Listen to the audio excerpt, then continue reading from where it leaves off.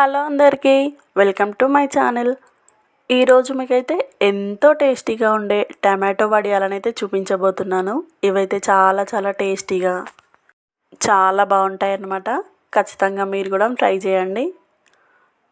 దీనికోసం ముందుగా ఒక 1 కప్పు సగ్గుబియ్యంని అయితే తీసుకొని మిక్సీ జార్లో వేసుకొని వీలైనంత మెత్తగా అయితే గ్రైండ్ చేసుకోండి. చూడండి, మనకైతే ఈ విధంగా కాస్త బరకగానే ఉంది. ఇప్పుడు ఇందులోనే 150 గ్రామ్స్ వరకు టమాటోస్ని అయితే ఈ విధంగా కట్ చేసుకొని వేసుకొని దీన్ని కూడా మంచిగా మెత్తగా పేస్ట్ లాగా అయితే మిక్సీ పట్టుకోండి. ఇందులో ఎలాంటి వాటర్ని కూడా యాడ్ చేయకండి. చూడండి, మనకైతే ఈ విధంగా మెత్తగా పేస్ట్ లాగా అయితే అయింది. ఇప్పుడు మనం సగ్గుబియ్యం అయితే ఏ కప్పుతో కొలుచుకున్నామో అదే కప్పుతో మనమైతే 9 కప్స్ వరకు వాటర్ని అయితే వేసుకోవాలి. వాటర్ కొంచెం హీట్ అయిన తర్వాత ఇందులోనే మనం సగ్గుబియ్యం పౌడర్ని అయితే యాడ్ చేసుకొని ఈ విధంగా కలపాలి. ఎందుకంటే మనకి సగ్గుబియ్యం అనేటువంటిది అడుగంటుతుంది, అందుకని ఈ విధంగా కలుపుతూ ఉండాలన్నమాట. స్టవ్ అయితే మీడియం ఫ్లేమ్లో ఉంచుకోండి, ఎందుకంటే మనకి తొందరగా అడుగంటే ఛాన్స్ అయితే ఉంటుంది. ఈ విధంగానే కలుపుతూనే ఉండాలి. ఇప్పుడు మనం ఇందాక పక్కన పెట్టుకున్న టమాటో ప్యూరీని కూడా ఇందులో యాడ్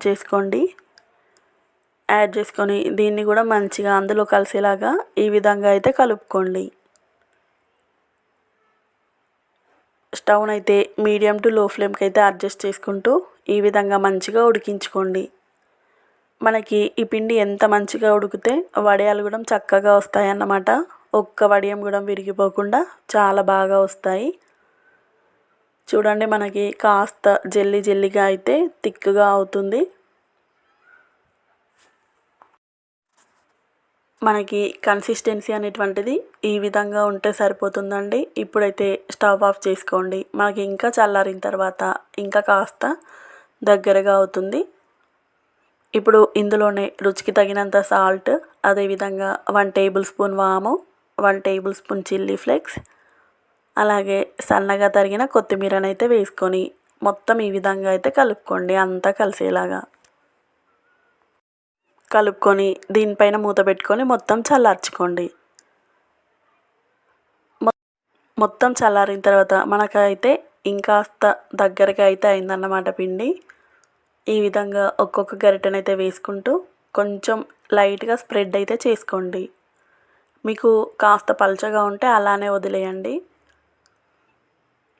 ఈ విధంగా అన్నిటినైతే ఈ విధంగా పెట్టుకోండి. నేనైతే వీటిని ఎండలోనే పెట్టుకున్నాను. చూడండి, ఈవినింగ్ వరకు అయితే ఈ విధంగా మంచిగా డ్రై అయిపోయినాయి. మనకి తీయడానికి కూడా చాలా ఈజీగా వస్తాయండి. చూడండి, ఈ విధంగా కాస్త నిదానంగా అయితే తీసుకోండి. చూడండి, మనకైతే ఎంత మంచిగా వచ్చాయో వడియాలు. చాలా పల్చగా మనం స్ప్రెడ్ చేసుకున్నాం కాబట్టి అలా పల్చగా అయితే వచ్చాయన్నమాట. ఒక్క వడియం కూడా విరిగిపోకుండా చాలా మంచిగా వచ్చాయి. సో వీటినైతే ఇప్పుడు డీప్ ఫ్రైకి సరిపడా ఆయిల్ని అయితే వేసుకొని అందులో ఒక్కొక్కటైతే ఈ విధంగా వేసుకోండి. ఈ వడియాలకైతే మనము ఆయిల్ని మరీ ఎక్కువ హీట్ చేయాల్సిన అవసరం లేదు. మనకి కాస్త హీట్ అయితే మంచిగా డీప్ ఫ్రై అవుతాయి, లేకపోతే మాడిపోతాయి అన్నమాట. సో చూడండి, మనకైతే ఎంత చక్కగా వచ్చాయో. ఇవైతే చాలా చాలా టేస్టీగా ఉంటాయి. తప్పకుండా ట్రై చేయండి. అదేవిధంగా మన ఛానల్ని అయితే సబ్స్క్రైబ్ చేసుకోండి.